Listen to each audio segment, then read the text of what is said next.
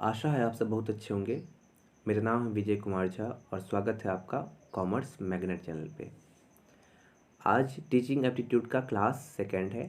दूसरी क्लास हम लोग करने वाले हैं और उसमें हम लोग कवर करेंगे लेवल ऑफ टीचिंग और लर्नर्स कैरेक्टरिस्टिक्स। ठीक है, तो ये दोनों चीज़ें हम लोग आज कवर करेंगे। ठीक है, तो स्टार्ट करते हैं। सबसे पहले देख लेते हैं हम लोग लेवल ऑफ टीचिंग। ठीक है, तो लेवल ऑफ टीचिंग की बात करें हम लोग तो 3 प्रकार के लेवल होते हैं टीचिंग में। पहला है मेमोरी लेवल ऑफ टीचिंग, दूसरा है अंडरस्टैंडिंग लेवल ऑफ टीचिंग और तीसरा है रिफ्लेक्टिव लेवल ऑफ टीचिंग। ठीक है, यह पिरामिड आपको दिख रहा होगा। पिरामिड में सारे लेवल को बताया गया है। मेमोरी लेवल किसने दिया है? हर्बर्ट ने दिया है। दूसरा है अंडरस्टैंडिंग लेवल जिसको दिया है मॉरिसन ने, और तीसरा है रिफ्लेक्टिव लेवल जिसको दिया है किसने? हंट ने।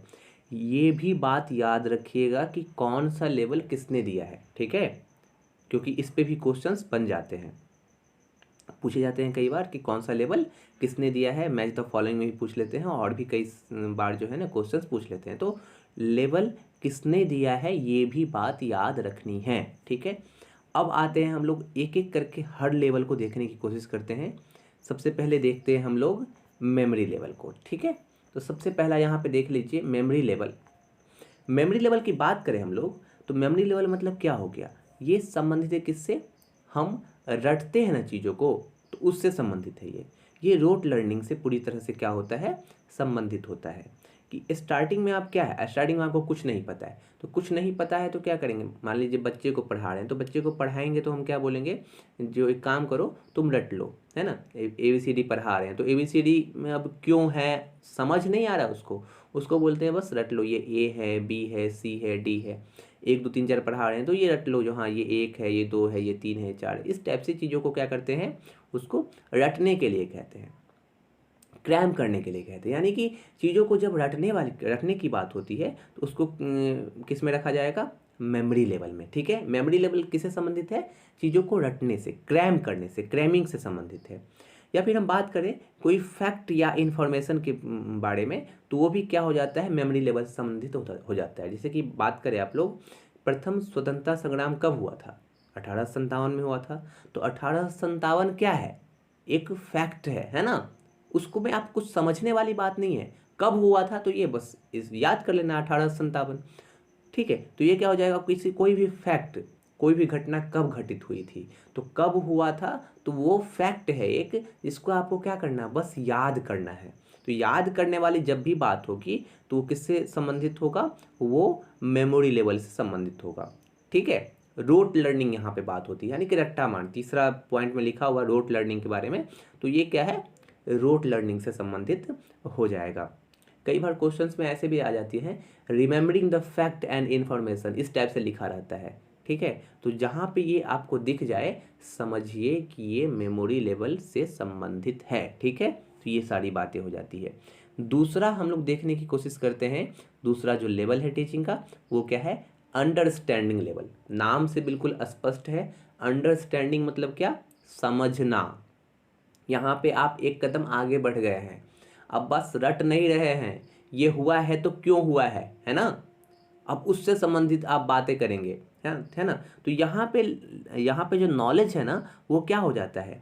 थोड़ी सी बढ़ने की तरफ आती है। और यहाँ पे आप कोई भी चीज़ यदि रट रहे हैं तो बस रट नहीं रहे हैं, आप उसके पीछे का कारण जानने का कोशिश कर रहे हैं कि ये चीज़ें हैं तो क्यों हैं। ठीक है, टीचर पढ़ा रहे हैं क्लास में, टीचर पढ़ाते हैं ना तो क्या करते हैं ना, चीज़ों को रिलेशनशिप इस्टेब्लिश करके बताते हैं। कोई भी एक घटना के बारे में बताएंगे, आपको समझ नहीं आएगा तो उससे दूसरी घटना से क्या करेंगे? एक रिलेशनशिप इस्टेब्लिश करके और तब समझाने की कोशिश करते हैं। बहुत सारे एग्जाम्पल्स दे करके चीज़ों को समझाते हैं, स्टोरी सुनाते हैं, है ना, ताकि चीज़ें क्या हो? समझ में आए अच्छी तरह से। तो जब कहीं पे आपको क्वेश्चन में दिखे कि कहीं पे रिलेशनशिप इस्टेब्लिश करने की बात हो रही है या एग्जाम्पल्स देने की बात हो रही है, इस तरह की चीज़ें आपको दिखे, तो समझ जाइए किससे संबंधित है वो? अंडरस्टैंडिंग लेवल से संबंधित है। ठीक है, तो अंडरस्टैंडिंग लेवल में क्या चीज़ें हो जाती है? समझना चीज़ों को एग्जाम्पल्स के थ्रू, रिलेशनशिप इस्टेब्लिश के थ्रू। ठीक है, तो इस तरह से चीज़ों को आप समझने की कोशिश जो है ना वो करते हैं। यहाँ पे सब्जेक्ट पे आपकी मास्टरी हो चुकी है, अब क्या कर रहे हैं? बस समझ रहे हैं। ठीक है, रट नहीं रहे हैं। तीसरा जो लेवल हम बात करें तो तीसरा लेवल क्या है, रिफ्लेक्टिव लेवल। ठीक है, अब रट चुके हैं, समझ चुके हैं, अब क्या होगा, ये रिफ्लेक्ट होगा। रिफ्लेक्ट कहने का मतलब है जो चीज़ मैंने सीखा है, जो चीज़ें मैंने सीखी है उसका क्या करेंगे, उसका प्रैक्टिकल एप्लीकेशन करेंगे। और प्रैक्टिकल एप्लीकेशन करने के साथ क्या करेंगे, जो भी समस्याएं हैं उसको समाधान करने की कोशिश हम लोग करेंगे। तो मेन ऑब्जेक्टिव जो होता है ना रिफ्लेक्टिव लेवल का, वो क्या होता है, प्रॉब्लम सॉल्विंग। यानी जो भी समस्याएं हैं उसको क्या करेंगे, हम निदान करने की कोशिश करेंगे। ठीक है, समस्याओं को पहले क्या करेंगे, आइडेंटिफाई करेंगे और उसके बाद उसको हम सॉल्यूशन देखने की कोशिश करेंगे, सॉल्यूशन ढूंढने की कोशिश करेंगे। ठीक है, यहाँ पे जो है ना, जो स्टूडेंट है वो काफ़ी परिपक्व हो जाते हैं, चीज़ों को समझ लिए रहते हैं। अब क्या करते हैं, वो प्रैक्टिकल एप्लीकेशन के थ्रू क्या करते हैं, उस जो भी समस्याएं हैं उसको प्रॉब्लम सेंटर्ड, ये अप्रोच भी कहते हैं इसको, जो भी समस्याएं हैं उसका निदान करने की कोशिश करते हैं। इसीलिए इसको हम प्रॉब्लम सेंटर्ड टीचिंग कहते हैं ना। ये लास्ट पॉइंट में लिखा हुआ है, it is problem centred teaching, है ना।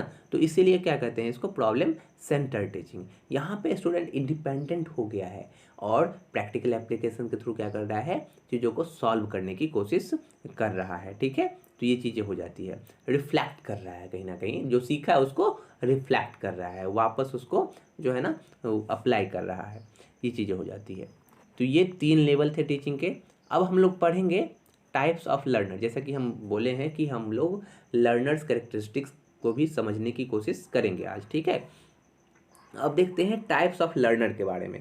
तो टाइप्स ऑफ लर्नर की बात करें तो 2 टाइप्स होते हैं लर्नर के, एक होता है एडोलसेंट लर्नर और एक होता है अडल्ट लर्नर। तो इसमें कुछ ज़्यादा समझने वाली बात नहीं है। ये एडोलसेंट और एडल्ट जो है ना वो एज के आधार पर बांटा गया है ना। जो एडोलसेंट है तो वो क्या हो जाएगा, एडोलसेंट लर्नर कैटेगरी में आ जाएगा, और जो एडल्ट है, बड़े हैं, तो एडल्ट लर्नर के कैटेगरी में आ जाएगा। ठीक है, तो ये चीज़ें हो जाती है। अब हम लोग बात करें लर्नर्स करेक्टरिस्टिक्स की। ठीक है, तो 4 भागों में लर्नर्स करेक्टरिस्टिक्स को बांटा गया है, पर्सनल, सोशल, एकेडमिक और कॉग्निटिव। इस चारों को बड़ी डिटेल में देखने की हम लोग कोशिश करते हैं। ठीक है, सबसे पहला जो है ना, सबसे पहला ये कि देखिए 4 है, तो चारों को हम लोग समझने की कोशिश करते हैं। इसमें सबसे पहला क्या है, पर्सनल करेक्टरिस्टिक्स। अब देखिए क्या होता है personal characteristics. Personal characteristics often relate to demographic information such as, gender, maturation, language, social economic, cultural background and specific needs of a leader group such as particular skills and disability for an impairments of learning।